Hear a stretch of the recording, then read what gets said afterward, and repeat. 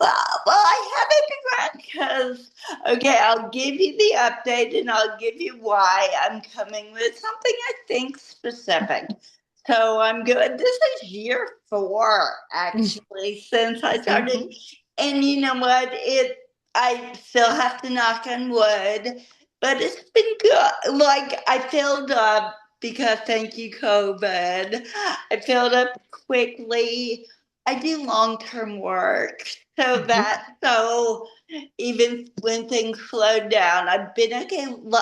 Last year was slower. You probably seen me post in the Facebook group Mhm. because I'm in the DC area. Yeah. You know, Yeah. I kept people. I slid my feet, which I felt okay with, but it's been in terms of referrals, it's been so slow. Uh-huh. And which I like, I'm okay. And I think you always have to be thinking ahead. And Mhm. I'd be curious, just briefly, I think there are changes in the therapy landscape. For sure. For sure. You think with the whole venture capitalist Mm. and I think even all the group practices, like shout out to all the people who started group practice, but I think that kind of there's like I think that market is saturated. Mhm. Yeah, and I would say So the saturation is more because of the venture capital, like big okay. therapy tech, Okay. um, than the group practices. So, like the group practices, it's interesting because it's almost like venture capital is like just the biggest, most gigantic group practice, Yeah, but yeah. the kind that treats their people terribly. Um, yeah, yeah. Yes. So anyway, so all that being said, about early last year, because I got very anxious and I realized that money and anxiety and trauma for me is very, very an issue in my own life. I actually did the trauma of money certification. I Mm. don't know if you've heard of it. It kind of, I thought, oh my God, I have to like do that for me, Uh-huh. regardless. And so I did it. I didn't finish it. And then my practice didn't fall apart. So I took me a while to finish. But then I got really back into it and I finished and I just got the certification. And Mhm. I'm thinking I'm in the very early stages of starting like a sub niche Okay. about trauma and money, you know, Hmm. the intersection. So I finished the certification. I've used LinkedIn more in the past like 3 weeks than I ever have. And actually, I've had some great conversations with financial therapists Hmm. who assure me that this is like a niche that is underserved, that I don't need to run around and get tons more certifications. Yeah. Um, which has always been so anyway, so I think I'm not quite ready to like totally redo my practice and say this is the thing and I'm only doing this just Hmm. because I have my network. So it's sort of like a subset of trauma work. And I am having my website person add a page to my website.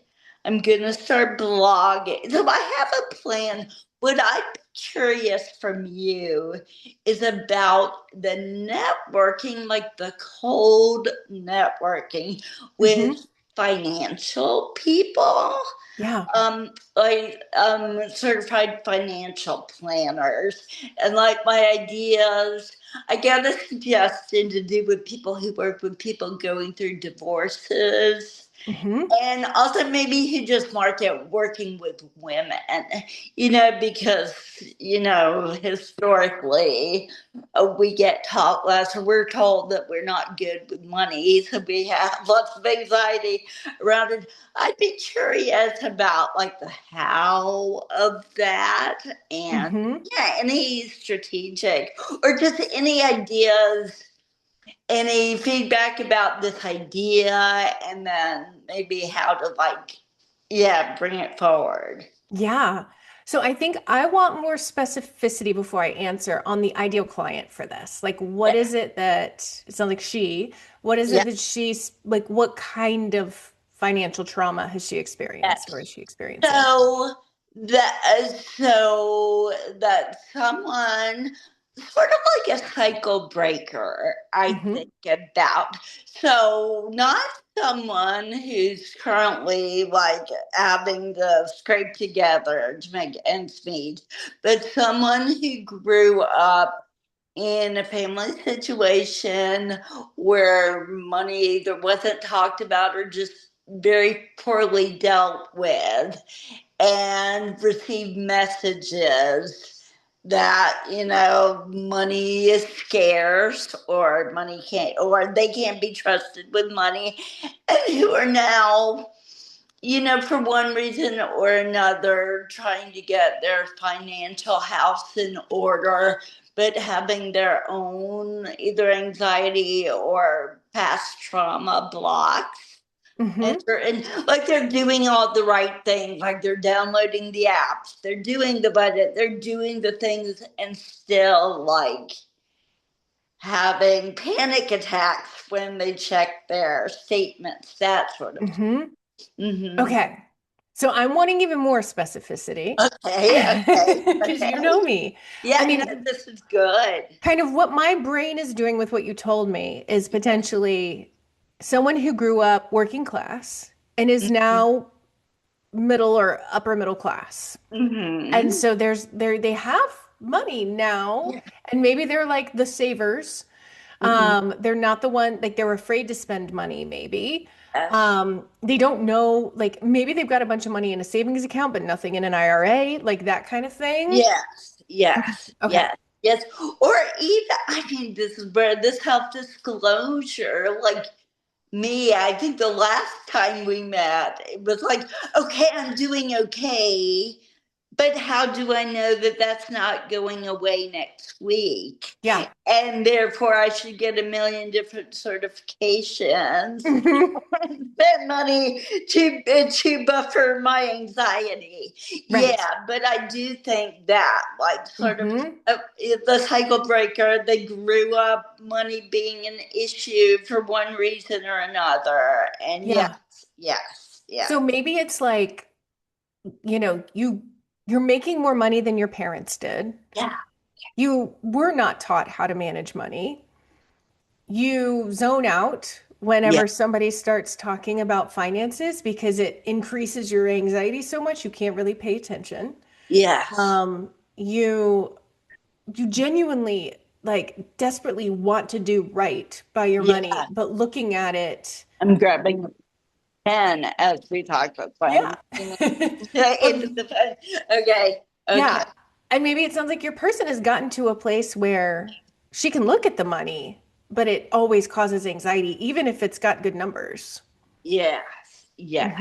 Okay. And then puts her into freeze mode when it Hmm. comes to making a decision, or yes, or taking a Yeah. risk, or yes, yes. Yeah. Okay.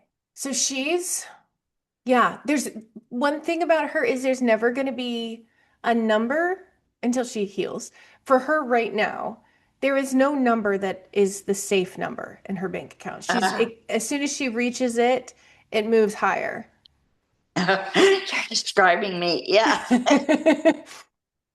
yes, yes, yes. Okay, right. Her. So it is someone who wants help with with managing both managing their anxiety, but stopping the shame that comes, because I think that's Hmm. where shame comes in. Hmm. Like, well, I'm doing well, I should be, or I have a master's degree, or Hmm. yeah, why do I still panic when I look at my retirement account? Yes, Hmm. yes, yes. Yeah. And there's probably like maybe a sense of stinginess sometimes Yeah, yeah, that they don't feel proud of. yeah. Like they want to feel safe being generous, but they don't. Yes, yes, Hmm. yes, yes. That sort of, yeah, that self protectiveness. That, yeah, Hmm. uh, okay, all right. So, okay, so it's a woman coming from, okay, I see what you're doing. It's not just trauma and money, it's getting Right. to the very, okay, okay. Right. Because I think like trauma and money, I mean, it's just like trauma and, anything, Yeah, right? I had somebody on the podcast years ago, and she had money trauma that she had worked on. Um, she was like, my family wasn't house poor. We were yacht and vacation home poor. uh, She's like, we had so many luxury homes and yachts that my parents blew my college fund on it, like that kind of thing. So that's a very different and very specific kind of money trauma. But yeah, the money trauma you're talking about is a lot more typical, a lot more relatable for most people. mm-hmm. And I mean, I think it's very common, at least amongst most people I know. Yeah, yeah. Um, yeah, yeah. Yes. So in honey, so the copy I've already got from our website, probably more general. I may leave that, but do some blog posts specifically focusing, because I'm trying right now just to do a like brainstorming a blog post for like, Hmm. yes, like Yeah. shame and the, where where things don't make sense, where on paper things should be okay, and Yeah. yeah, Are they using the word shame or is that a few probably sessions in? not. That's, Okay. yeah, embarrassment, or I should. I'm thinking Hmm. of my last client. It's not that I'm putting in the word shame, but I shouldn't feel this way Hmm. because my numbers, I'm fine. My question is, are are these people gonna seek therapy around Hmm. this? It's a good question. Yes. So I think there would have to be a specific set of circumstances for Mm-hmm. someone to seek therapy for this Yes. specifically versus it being something that your anxious clients often deal with. Mm-hmm. Mm-hmm. Yeah, I mean, part of what I'm putting, when I, kind of launched the announcement that I'm offering this, is just first talk about that we never talk about it, that I've been practicing for 25 years, Hmm. and people have shared the most intimate and horrific traumas, and we don't, and I have no idea like what their income is, that. Yeah. And even I would say, even my fellow therapists, that's why I post a couple times a year in our Facebook group, like, is it just me freaking out right now? Hmm. Yeah, like, and trying to, I mean, part of when I've been brainstorming about sort of, this isn't so much the ideal client, but it's around breaking the taboo, Right. right? Right. Mm-hmm. So, Mm-hmm. like, one thing I would recommend, I think it's great. I would tie the blog posts into your typical niche. Okay. I would still have the page because I think it's good. And I think when you have new clients sign on, this is a part of your assessment. Yes, yes, Like, yes, what is your relationship with money like? yes. Probably you learned all sorts of good things for assessment that I don't know, but Yeah, like yeah. The asking money them those juicy story, questions. but yes, Yeah. yes, yes, yes. And Yeah. that way, like you've broached the topic. So as those stressors come up, they're Hmm. more free to talk about it in session because you've already asked them. Yeah, that's a really like, yeah, exactly, exactly. That's good. And so the new page I have for money and trauma is pretty general. Do you Hmm. think for the time being I could like, because even when I like mentioned to a couple of colleagues, they're like, oh yeah, like no one talked, but that's why I really think I have to do some targeted networking Hmm. with like financial planners. Yeah, yeah. So I think for the page, I'd go more specific to this woman we Okay. just talked about All because right. therapists are going to be like, ooh, financial trauma. Yeah. But a layperson Uh, is like, what, like, being in a relationship with someone who won't pay the bills? Like, what is financial trauma? Like there's just more exactly. misunderstanding for that Okay. that is potential.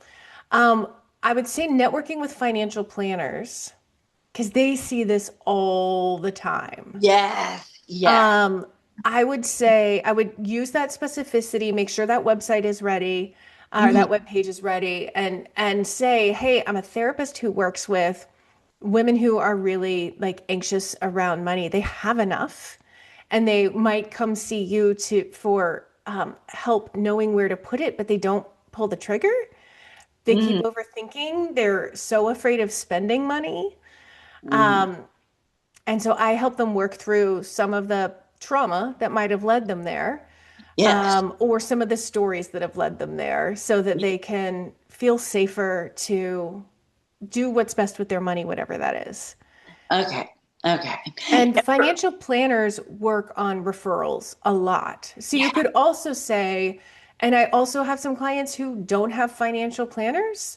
They're not ready for them when they first come and see me, but by the time we're midway through our work, they're feeling more confident to not keep everything in a savings account.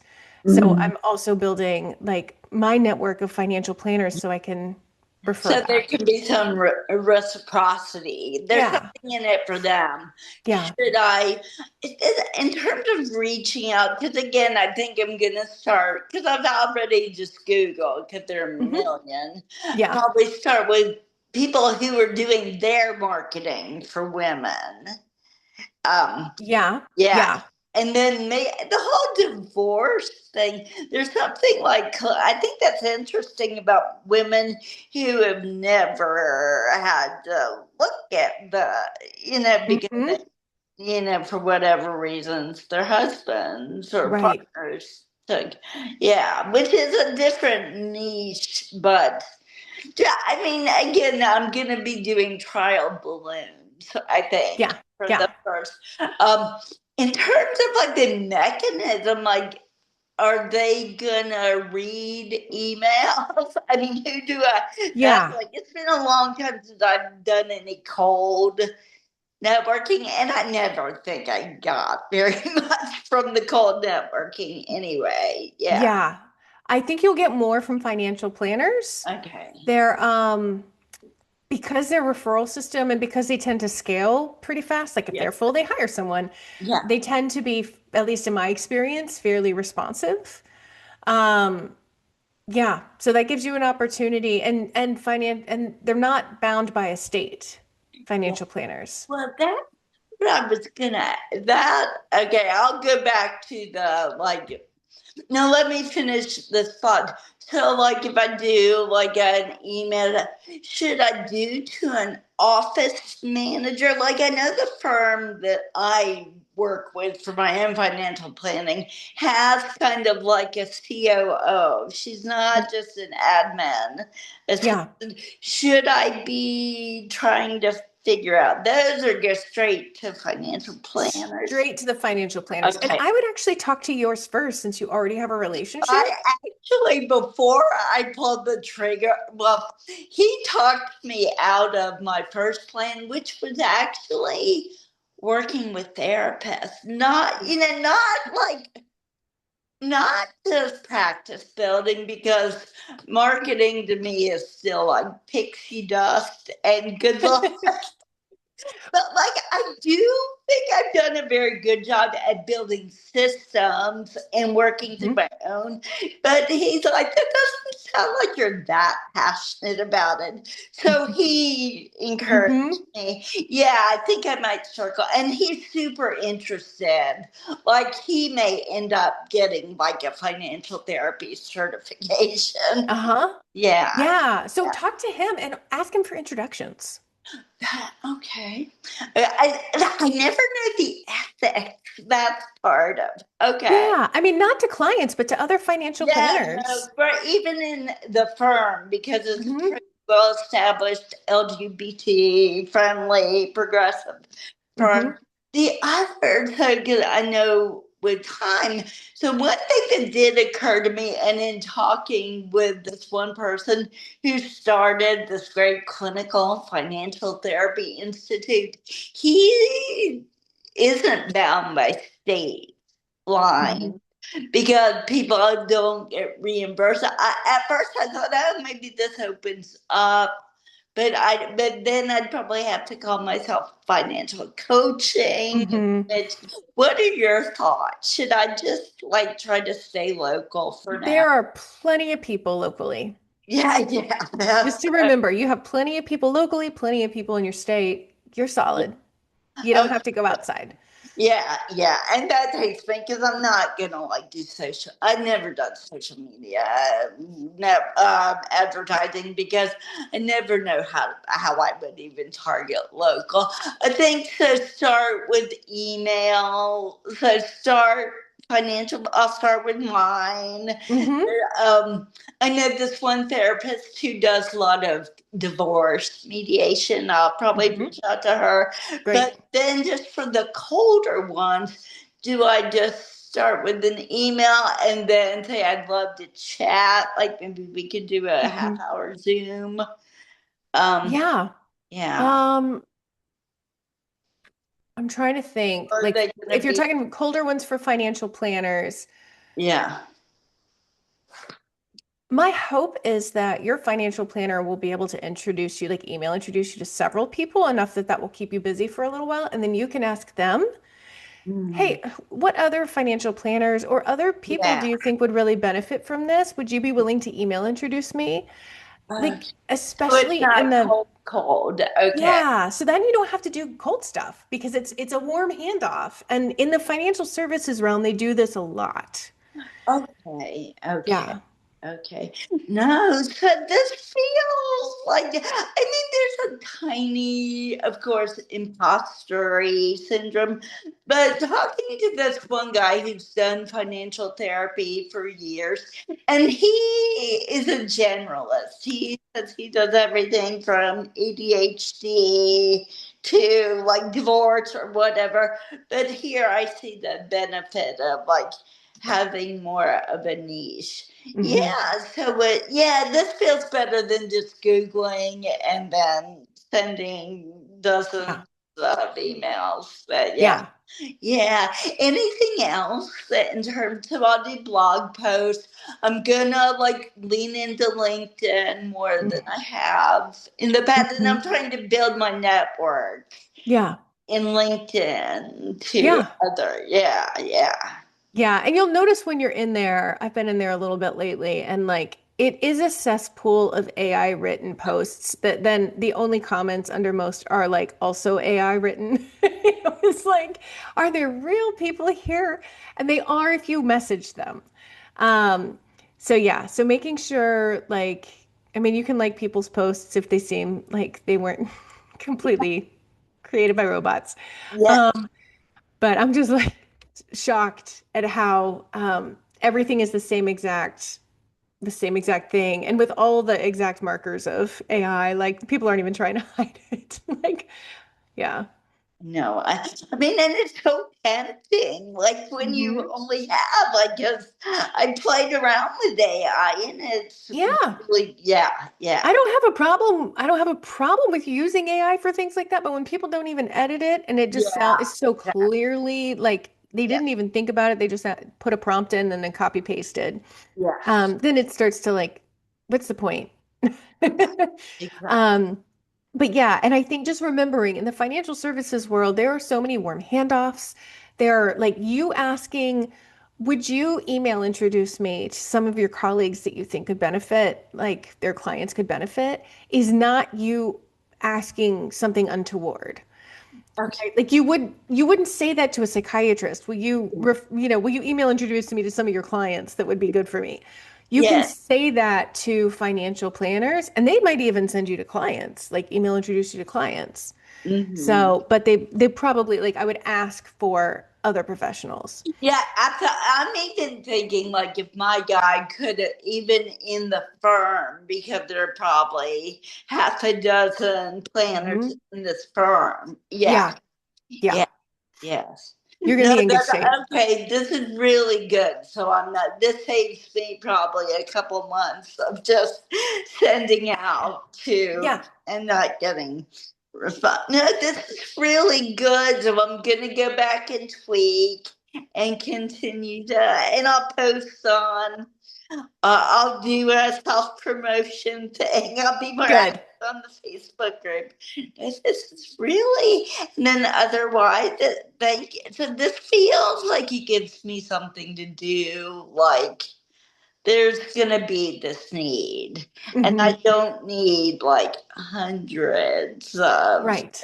right. Yeah, especially because you work long term. Like, Well, I could see it being, and maybe it'd be okay. Like I could mhm. see maybe this is a different model. I don't know. I don't know Yeah, yet. we'll see. Well, okay. Oh, thank you. This Of is course. I'm perfect. so glad to see you. Yes. Take good care. I hope you've been well. I've Okay. been good. Yeah. Okay. You All take right. care too. Bye, Allison. Bye. Bye.